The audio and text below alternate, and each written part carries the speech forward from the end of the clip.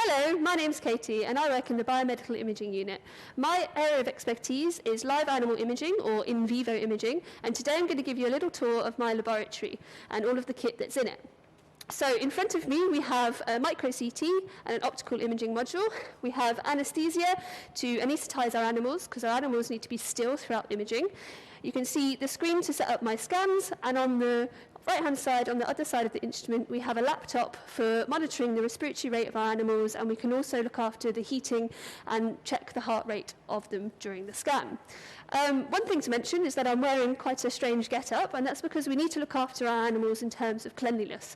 So when I come into the animal unit, I make sure I get completely changed into these scrubs. I always wear gloves. I have a hairnet to protect the hair, and I also have an FFP3 mask to protect myself from the animals.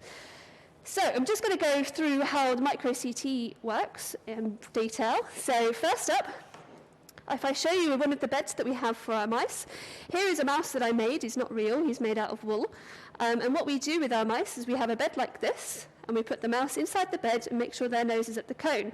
I'll explain all of the things that you can see in more detail when we get to the next stage. But the way that a micro CT works for live animal imaging, and also in the clinic, so if you have a CT on yourself, it works in a similar kind of way.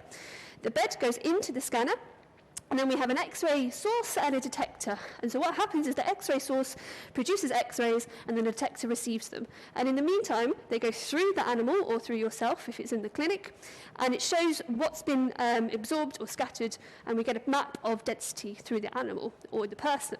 What happens then is the CT or the X-ray source moves around as the detector moves around as well. So we go a full 360-degree cycle where we're producing X-rays at each different projection. What happens then is we reconstruct those images, so we have lots and lots of single X-ray images, and we make a big CT 3D image of the data, which is really interesting. We also have the capabilities here to image larger animals. So, hopefully you can see this quite well. We have a fake rabbit that I have also made out of wood in a medium-sized animal bed. So we can image larger animals, so larger rats and rabbits and ferrets and all sorts of things, depending on the project at hand. So what we're going to do now is we're going to open up the machine, and I'm going to show you what it looks like when we put our animals into the bed and do an imaging. So now we're going to have a closer look at the imaging bed. So in front of you, you can see this is the rat bed, but if we have slightly larger mice, so approximately 30-35 grams and above, we would use this bed to image in the CT. In here, you can see lots of different pieces of kit. So I'll go through them one by one.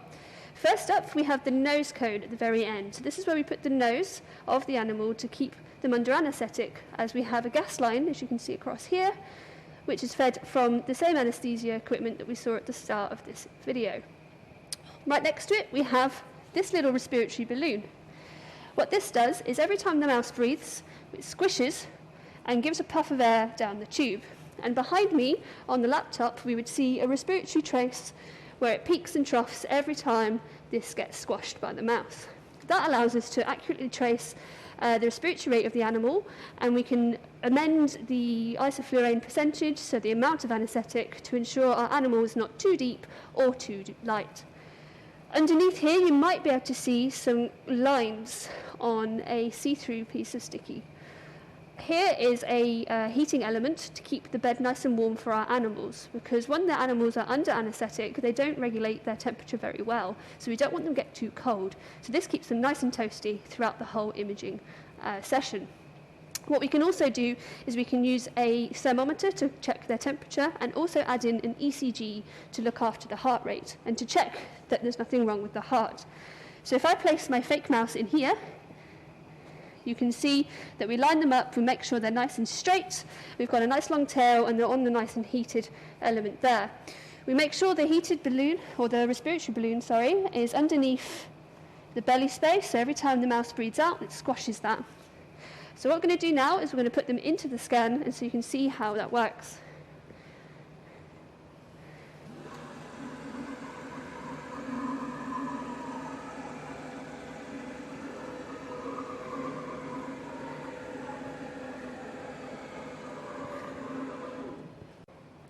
So as mentioned earlier, we can also image larger animals, such as rabbits, like we have here, my fake woolen rabbit. And we have the same kind of equipment as we do with the mouse. So we have a heating bed underneath, we still have the nose cone, and we can look after the rabbit throughout the whole scan and change the anesthetic rate as we need to. So we're now going to do another scan to show you what it looks like as the rabbit goes into the CT scanner.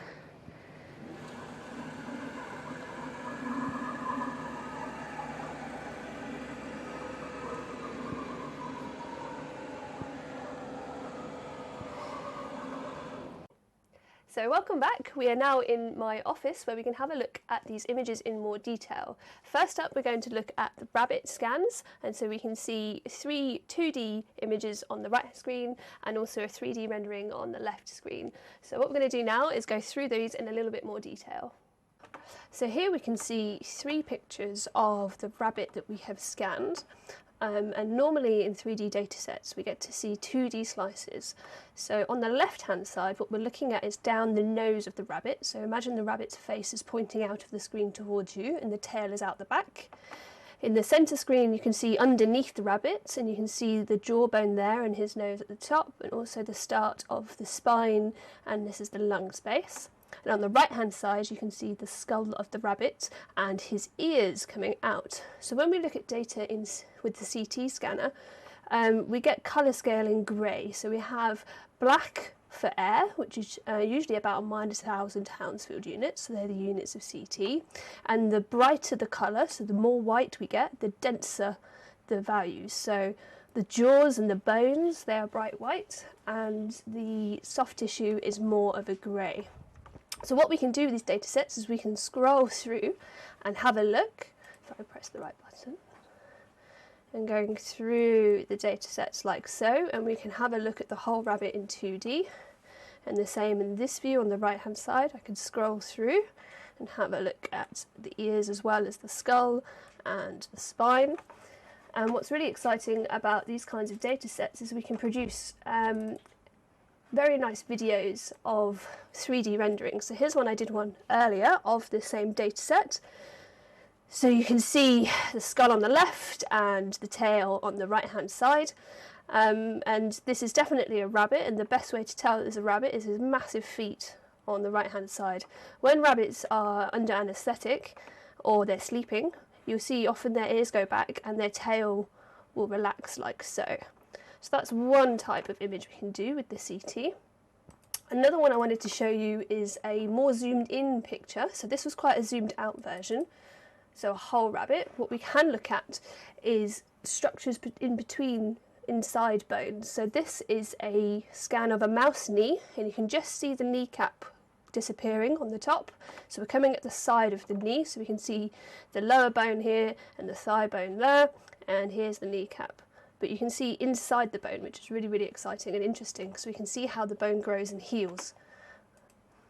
Other things we can do in animal scans is we can look inside. So here's a nice image I did before of a mouse, and you can see the lung space at the top with the ribs nice and bright and white, and you can see inside the body where we've got all of the gut and the stomach and the liver as well. So we can have a look at whole organs in CT as well.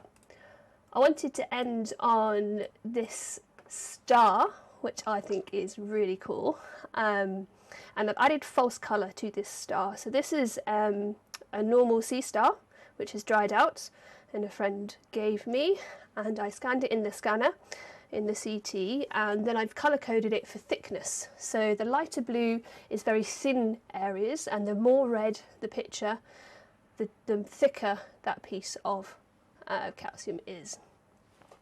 So if you want to see more about how we do our analysis and image processing, David has also got a video on 3D datasets. So please go check it out, and thank you very much for listening.